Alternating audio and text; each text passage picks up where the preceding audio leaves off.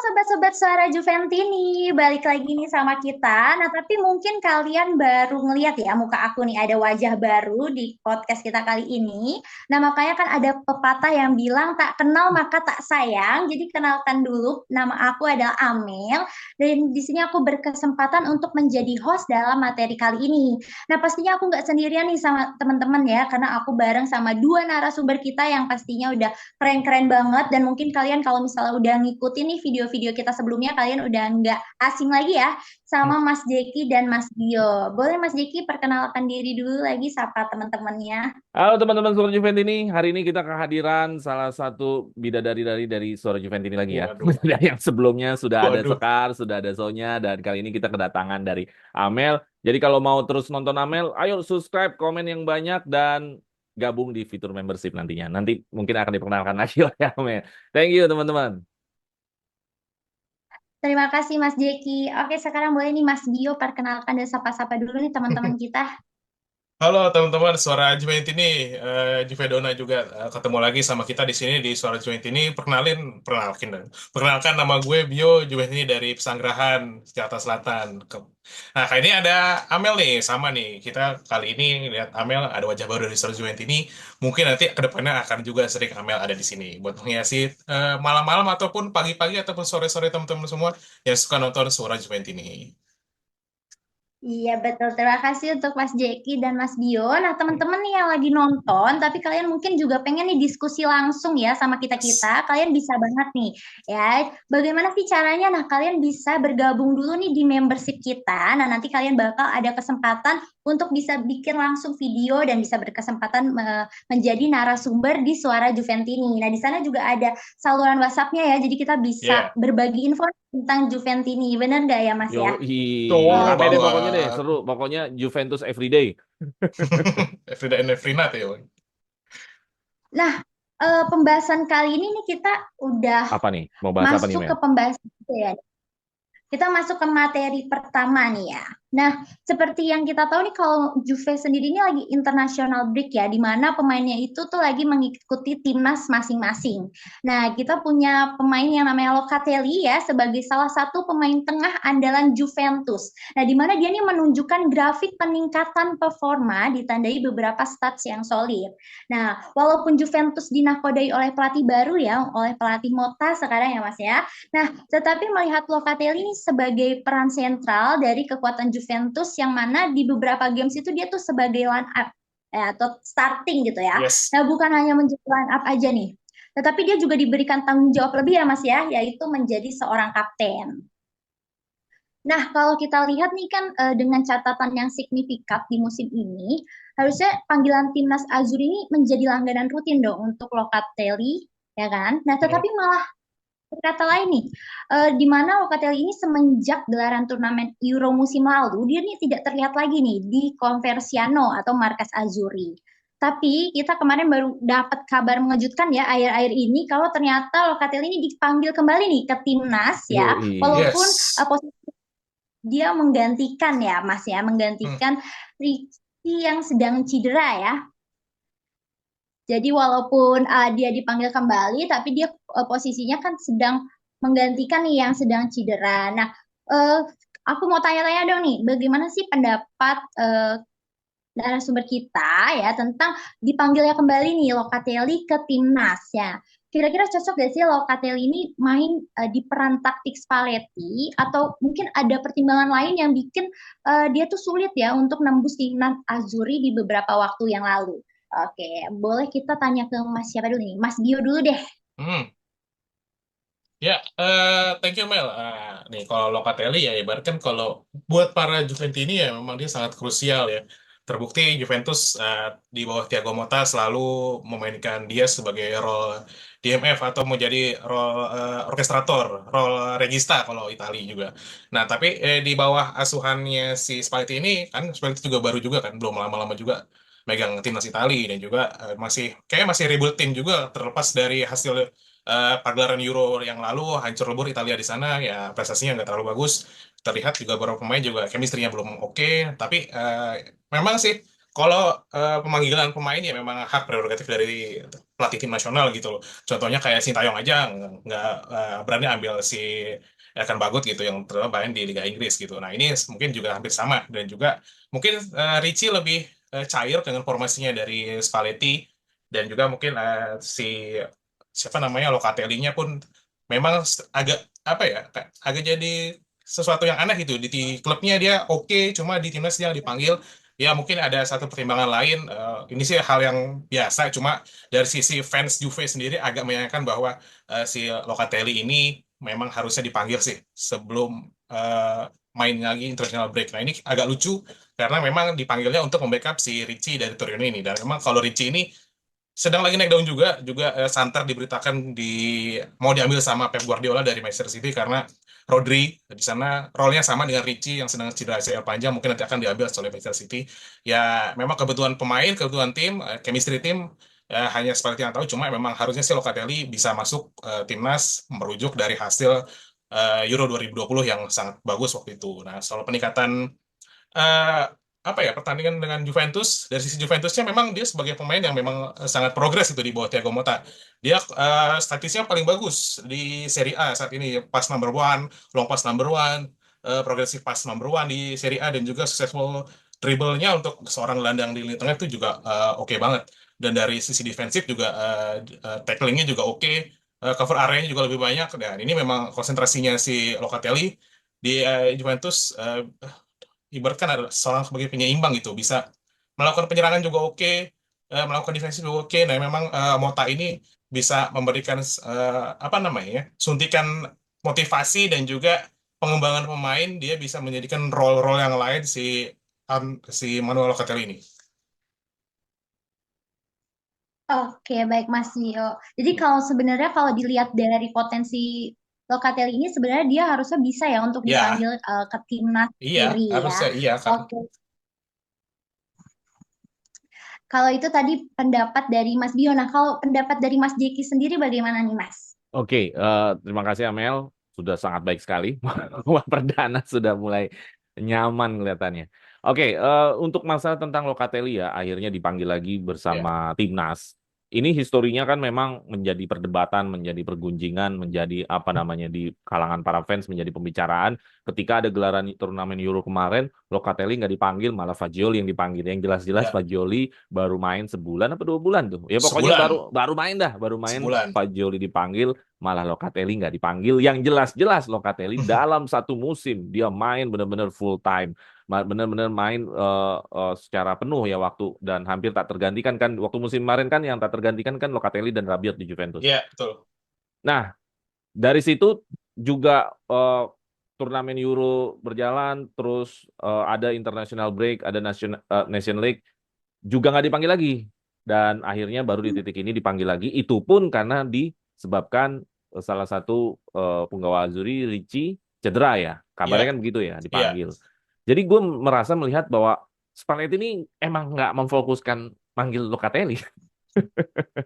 Kenapa? Karena kalau dia fokus sama manggil Locatelli, harusnya dari awal dong dia saat habis gelaran Euro atau international break bulan lalu harusnya udah dipanggil. Kenapa? Karena secara angka statistik Ricci sama Locatelli nggak jauh beda di Jauh. musim ini. Hmm. Ya kan? Artinya malah Ricci kadang-kadang di bawahnya. Kalau lihat di rating Footmob-nya aja kadang-kadang dia nggak pernah dapat rating hijau.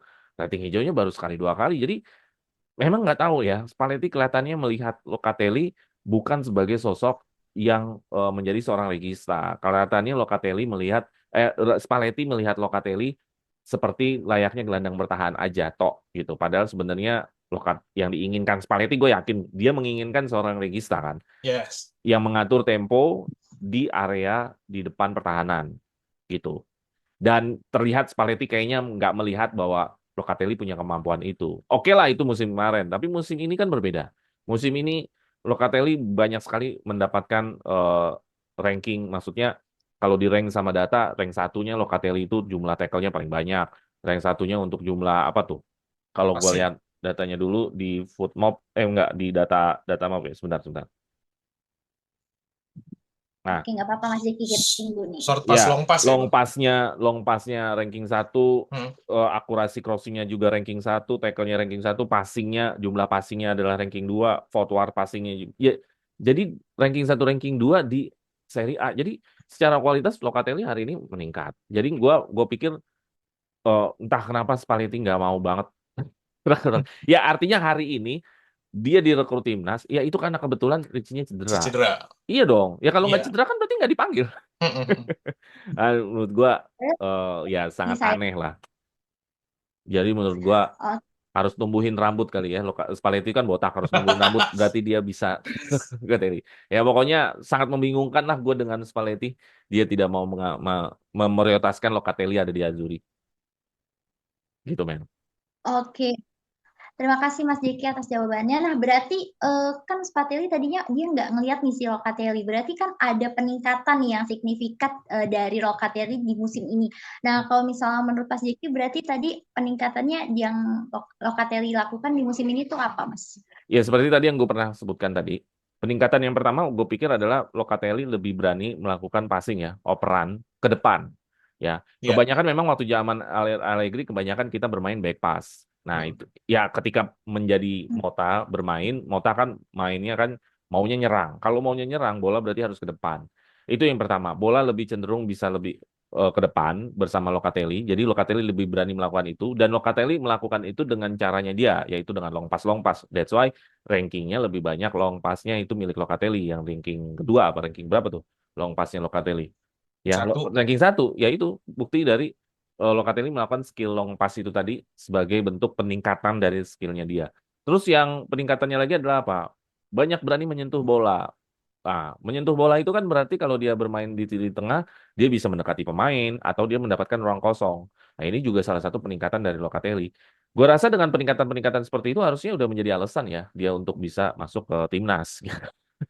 Masa lo orang yang punya apa long pass terbaik di Serie A saat ini, masa nggak dipanggil timnas kan? Ya dia, ya gua rasa Locatelli sangat-sangat layak untuk musim ini masuk ke timnas dengan peningkatan-peningkatan skill yang tadi itu. Ada long pass, ada banyak sentuhannya, berani memberikan umpan ke depan. Yang kemarin-kemarin kan lebih berani umpan cari yang dekat aja, back pass aja, cari-cari aman. Sekarang kan enggak. Padahal kalau dari long pass sendiri itu bisa jadi salah satu ini ya kesempatan untuk pemain lain menggolkan gitu ya ke gawang lain, Ya, ke gol long pass, lawan. ya long pass itu kan metode metode skill ya. Ya, Yes. artinya bola diangkat dan situasinya kalau bola diangkat kan pemain bisa punya banyak kesempatan untuk bisa mengejar ya atau untuk memberikan peluang seorang pemain itu mendapatkan bola dibanding short pass atau passing pendek itu lebih gampang dipotong kan. Kalau long pass kan kalau kita naruh bolanya jauh kan bisa kejar-kejaran tuh. Hmm. Liverpool tuh seneng tuh ngasih bola kayak gitu Ya, ke Salah tuh. Ngasih salah the bola yang best. ruang terbuka, Salah tinggal ngejar aja. Seneng tuh yang gitu-gitu tuh. Oke, Mas Jeki, terima kasih. Berarti kalau menurut Mas Jeki itu tadi dia ada long pass ya Locatelli ini dan juga dia berani nih untuk menyentuh bola dan menciptakan peluang-peluang. Kalau menurut Mas Bio gimana nih? Hmm. Apakah pendapatnya sama? Mungkin ada pendapat yang lain? Silahkan Mas Bio. Ya, karena kelihatan memang faktanya seperti itu ya, ini nggak bisa nggak ada yang salah sih sama pendapat Bang Jeki tadi ya, memang sama. Sepakat gue sama Bang Jeki ya, karena memang secara statistik dan juga secara nilai di lapangan, memang si Locatelli ini memang lagi sangat on fire banget di Juventus musim ini, dan juga peningkatannya pun nggak hanya di sektor menyerang gitu, sektor bertahan juga dia tackle-nya pun di masa waktu dia sama Allegri pun kan memang Juventus bertahan, cuma sekarang bermain di sisi Mota yang memang alur serangannya selalu vertikal dan jarang back pass, dan juga memang cenderung attacking gitu, attacking football, positive football juga. Dalam penilaian kategori defense-nya juga si Locatelli ini juga lebih bagus daripada musim lalu.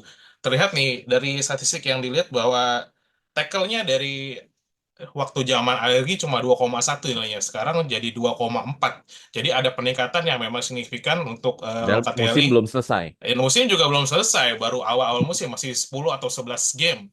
Dan juga mungkin juga penyesuaian taktik si dengan Motanya pun juga sekarang masih dalam proses progres gitu loh, bukan sesuatu yang sudah berjalan seperti dengan Allegri yang sudah beberapa musim di musim lalu. Ini di musim yang baru, tapi sudah ada peningkatan, progresnya juga masih lanjut, dan juga memang mungkin nanti ada suatu titik yang dimana sudah mencapai titik nyaman dengan eh, taktiknya dari si Thiago Motta, mungkin juga akan lebih matang dan juga hasilnya juga lebih bagus lagi di kemudian mungkin di akhir musim nanti kita bisa lihat bahwa Locatelli memang pemain yang sangat matang. Sekarang kan 26 tahun, sepak bola lagi mencapai titik peaknya dalam performance, apalagi dia seorang gelandang usia 26 sampai 29 itu mungkin nanti akan jadi titik performanya dia gitu, Mel.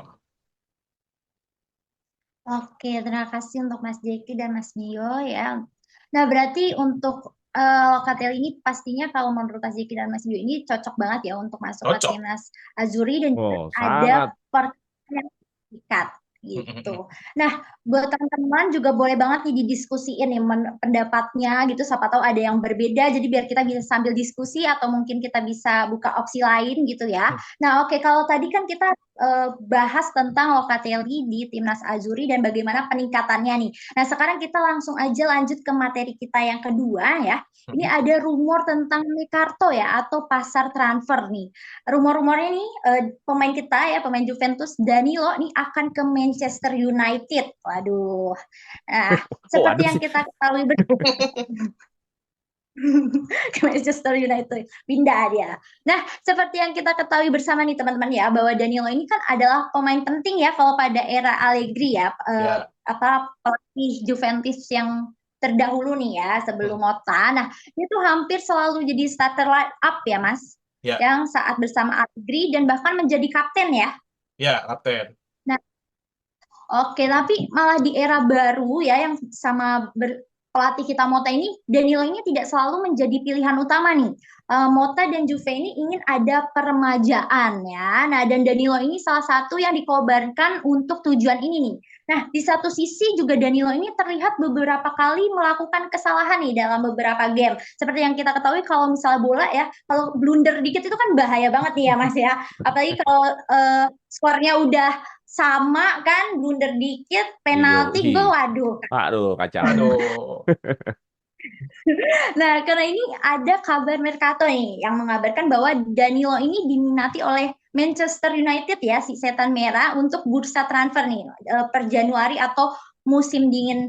Yang tentu kabar ini sih masih prematur ya Mas, bisa berubah-ubah. Nah, aku mau tanya nih, bagaimana sih pendapat Mas Jeki dan Mas Bio nih mengenai rumor Danilo yang diminati oleh Manchester United? Nah, tadi kan Mas Jeki, sekarang berarti Mas Bio duluan. Oke. Danilo ini, dan juga yang mengabarkan adalah source-nya The Mirror ya. The Mirror ini kan memang kadang suka nyari narasi beritanya suka rada ngawur, tapi kadang-kadang juga kejadian juga. Nah, soal Danilo ini kayak, kalau misalkan memang betul-betul kejadian ya, karena mungkin Manchester United butuh seorang back yang berpengalaman, karena sudah usianya sekarang Danilo 33 tahun. Udah dia, kalau diibaratkan pemain, ya sudah senior, dan juga dia di kemarin di Copa America kemarin kan sempat jadi kapten juga di Brazil, nggak hanya di Juventus, dan juga dia sudah melalang buana kemanapun. Liga Portugal pernah, Liga Brazilnya juga pernah, Liga Inggris pun dia juga pernah, Liga Liga siapa Inggris tuh, itu di mana, Jo? di City. Oh, iya City. Iya, benar-benar Iya, City, City. di City pernah, di Madrid pernah, di Juve, di Liga Italia pernah. Nah Ya ini kan kan kita mungkin tukeran sama City ya. Iya, iya, lupa gua. iya, makan selo tuh dulu Iya, tukerannya. benar-benar. Mm-mm. Ya, udah, ya mungkin Danilonya mungkin ingin tantangan baru juga di akhir masa profesionalnya sebelum dia pulang ke Brazil. Misalnya kan kalau pemain Brazil sebelum menutup karirnya dia pasti main dulu di kampung halaman. Dan mungkin juga nanti kalau misalkan Juventus ingin mendapatkan pemain baru di posisi back, mungkin juga bisa slot Danilo dipakai untuk pemain baru, karena Januari memang ada rumor-rumornya Juventus membeli back baru yang bisa mengcover kepergiannya Danilo dan juga mengisi slotnya dari Bremer gitu. Dan ini juga terlepas dari kontribusinya Danilo dari awal musim ini, kita lihat bahwa dia pemainnya kayak agak keteteran gitu, kurang cepet tune in ya sama strategi Mota. Sering banget dia melakukan blunder, kesalahan dari melakukan foul yang berubah penalti, eh, apa namanya, positioningnya membuat gol lawan. Terbukti kan beberapa match dia main, kita selalu kebobolan ya Bang ya. Dan terus Iya. ya, terutama yang lawan Leipzig kita harusnya bisa Lawan PSV harusnya kita bisa closing nggak kebobolan, ada dia main terus langsung kebobolan. Nah ini kayaknya Danilo nih memang sudah agak berumur, nggak bisa ngikutin ritme mainnya Mota, yang mana dia mungkin sudah pakem banget nih sama ritmenya si Allegri yang cenderung bertahan dan juga memakai dia di back. Ya dia versatil juga sih emang di posisi belakang itu. Bisa jadi back kiri, back tengah, back kanan. Dan juga mungkin dulu kalau masih zaman mudanya masih suka ditaruh di sayap kanan, sayap kiri. Dan mungkin Danilo memang sudah saatnya pergi. Udah banyak banget omongan-omongan para Juventini di luar sana yang bilang bahwa out, Danilo sudah out. Harusnya Danilo nggak usah main gitu. Tapi memang kebutuhan Juventus saat ini harus merotasi pemain yang mana Juventus masih banyak bermain di beberapa kompetisi. Jadi memang Danilo ya so-so, kalau dijual oke, nggak dijual juga akhir musim nanti juga dia sudah harusnya out gitu Mel. Oke, makasih Mas Bio. Berarti kalau misalnya emang harus dikeluarkan atau diganti masih oke-oke aja lah ya. Oke, kalau misalnya Mas Diki nih pendapatnya gimana? Ya, gue melihat kabar ini tentu ini kabar masih masih kabar burung sebenarnya. Masih ya prematur betul apa yang dikatakan Amel tadi. Tentu pasti akan berubah-berubah belum ke arah fix. Tapi kalaupun nanti jadinya fix, ya gue sangat senang ya bahwa ada pemain Juventus yang udah tahu keluarnya kemana. Itu kan paling penting kan. Jadi nggak ada kesempatan-kesempatan untuk nanti kita memperpanjang lagi atau mau ngapain lagi sama Danilo gitu kan. Itu yang dikhawatirkan. Ya memang ketika ganti pelatih, ganti rezim, ya Danilo memang sudah tidak menjadi pilihan utama. Dari sisi Danilo memang dia sudah harus melihat-lihat klub mana yang meminat sama dia. Apalagi MU kan punya sorotan yang benar-benar mendunia ya. Apa yang Ya, terjadi sama MU kan sangat mendunia ya. Tapi gue pikir ya. apa ya mungkin gitu Danilo direkrut. Sedangkan Manchester United masih ada Lisandro, masih ada De Ligt, masih ada lagi siapa lagi backnya. Masih ada Maguire juga masih ada kan. Maguire masih ada, Johnny Evans masih ada. Nah jadi ya peluang untuk pindah ke Manchester United gue rasa ini menjadi sangat tipis melihat keadaan yang ada di Manchester United, tambah lagi pelatihnya juga baru gitu. Hmm. Cuman harapan gue dia bisa dapat klub, even mau Manchester United mau siapapun itu pengen banget harapannya karena kan tujuannya adalah peremajaan kan. Danilo Yes. sudah di usia yang prapensiun, usia 33 tahun. Karena seorang fullback atau back nggak semua bisa main di top perform di usia segitu ya. Nggak Yes. semua gitu. Udah Mungkin semua. hanya beberapa pemain lah kayak Chiellini, kayak Bonucci. Hmm. Sisa-sisanya udah benar-benar sisa banget. Udah benar-benar sisa banget. Jadi yang gue senengin adalah Danilo ada yang ngincer dulu supaya dia punya punya tujuan Motivasi ya. punya tujuan yang jelas nih. Oh, ada yang ngincer gua segala macam. Gua nggak melihat yang ngincer adalah MU, yang ngincer apa segala macam. Intinya dia ada yang diincer dulu supaya dia bisa lebih nyaman untuk keluar, lebih lebih cepat mungkin di Januari kali aja dia keluar supaya kita bisa datangkan back.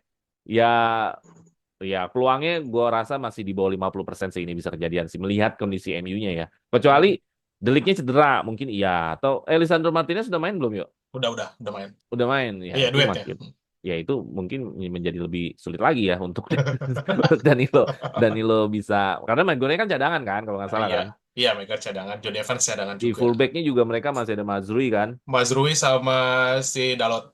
Tapi emang ya slot mungkin yang dipakai nanti slot fullbacknya karena coverannya Malaysia, Luke Shaw ini juga cedera semua. oh jadi mungkin lebih ke fullback ya Iya. fullback usia 33 loh Main di IPL di lagi. Liga Inggris Lawannya tahu ah salah ntar. bodo amat lah MU ini.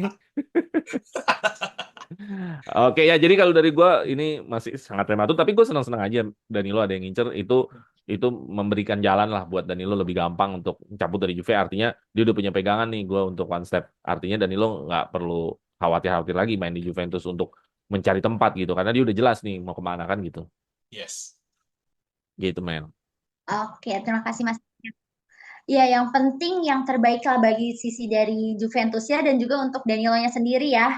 Oh, nanti Iya. dia di mana berada, yang penting dia ada apa pegangan lah ya atau misalnya masih ada Ada karir pekerjaan. walaupun usianya udah ya. Iya, ada pekerjaan nggak nganggur.